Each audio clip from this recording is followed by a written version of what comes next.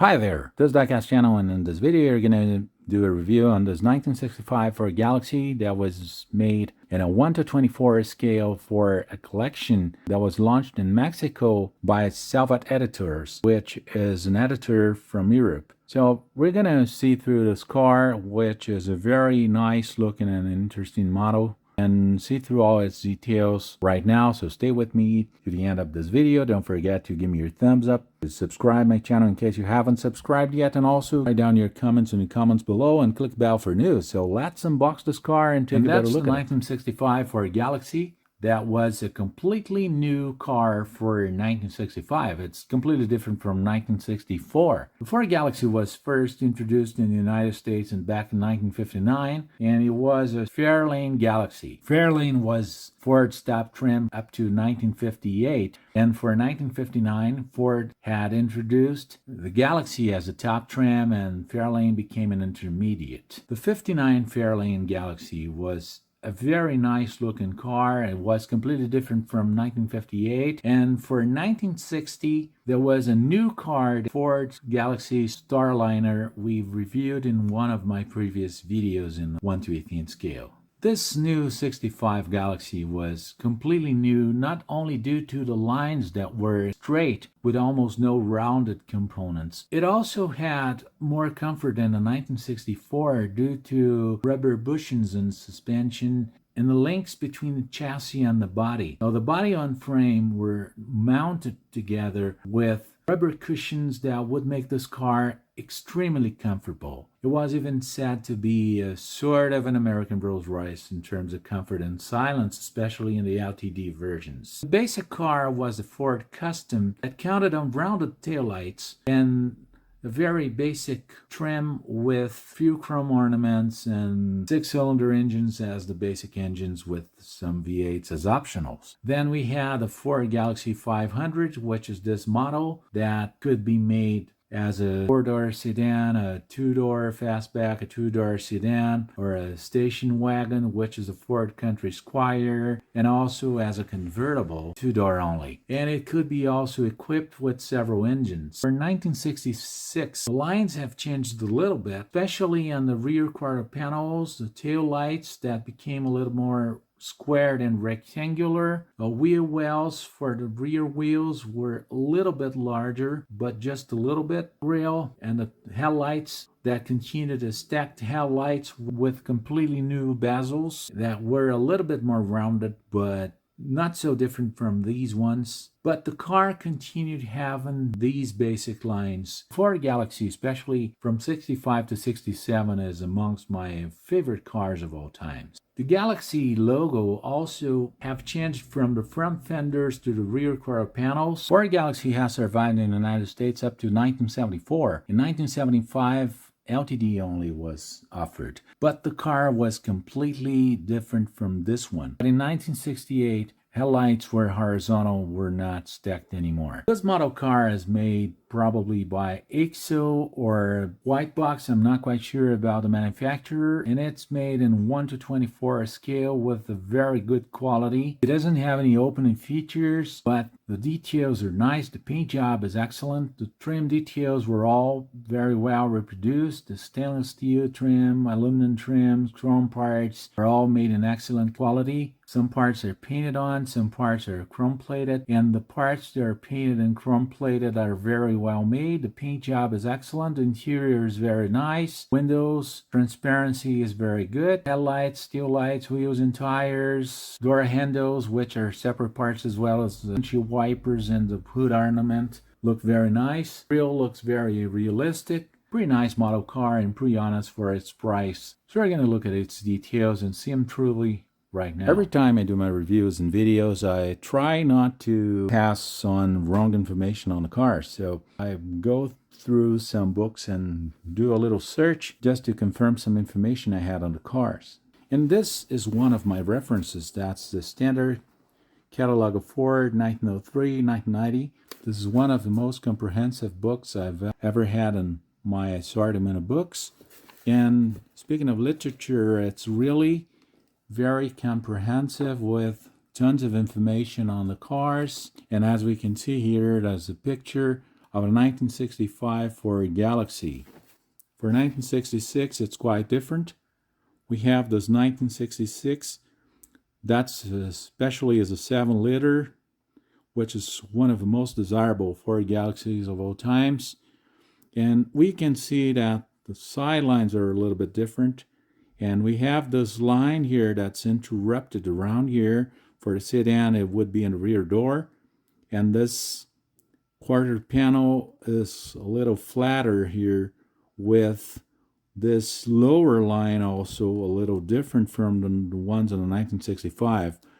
But if we put the 1965 and 1966 together, we can see there were some modifications, although they were quite slight. The 65 Galaxie, as we can notice in this model car, it's pretty well made, really, with very realistic reproductions for wheels and tires. These wheel covers were exactly like those ones that were introduced in 1965. Door handles are separate parts. They're made of plastic and they're chrome. The Galaxie 500 emblem is decal, and it's very well made in the front fender. It's not misaligned, it's not crooked. It's made with a very good quality. Headlight bezels were also very well aligned on both sides. And these lines that would be a little different for 1966, since this fender would be a little bit more rounded in this edge, as well as this headlight bezel would be a little thicker and a little bit more rounded, but the bumper would be basically the same. The wheel wells for 66 would be a little larger in the rear quarter panels, and this line would stop here almost in the middle of a door.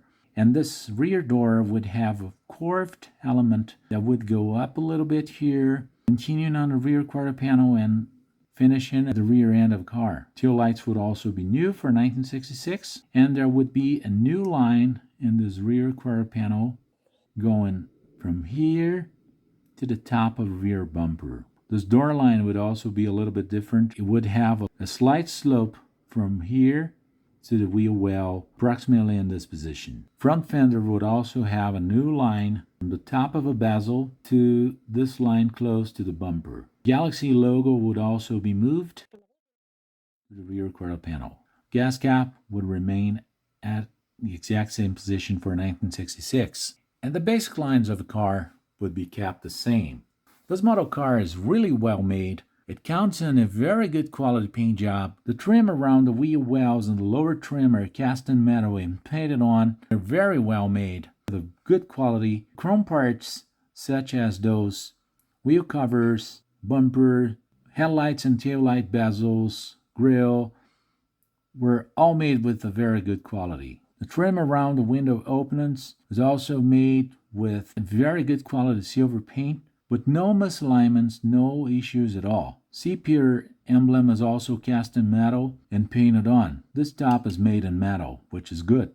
Overall, it's a very nice model car in a 1:24 scale. Completely redesigned a new front for 1965 with a new grille, new stacked headlights with new bezels, new bumper, new everything really. And they're all made with perfection on this car. This grille is cast in plastic and blackened out. The cowl is very well made. The windshield wipers and a very good transparency for windshield. Fenders, hood, bumper, they're all very well aligned. And this car is really nicely made. A very well made rear end with the new tail lights for 1965, and the backing light was square for 1966 instead of being rounded in 1965. A curious thing about the Ford Custom for 1965 is it had this chrome bezel but a rounded tail light inserted in it. It looked quite odd really, but it looked nice. The trunk lock is also very well made, and the rear window and the rear window transparency are excellent. These trims are all cast in metal and painted on. This is a very nice model car. Now I'm going to check on the scale just to see if this car is correct. Ford Galaxie for 1965 is supposed to be 17 feet and 6 inches long. That would be 210 inches. If I divide 210 inches, I have to come up with 8.75 inches. Let's check it.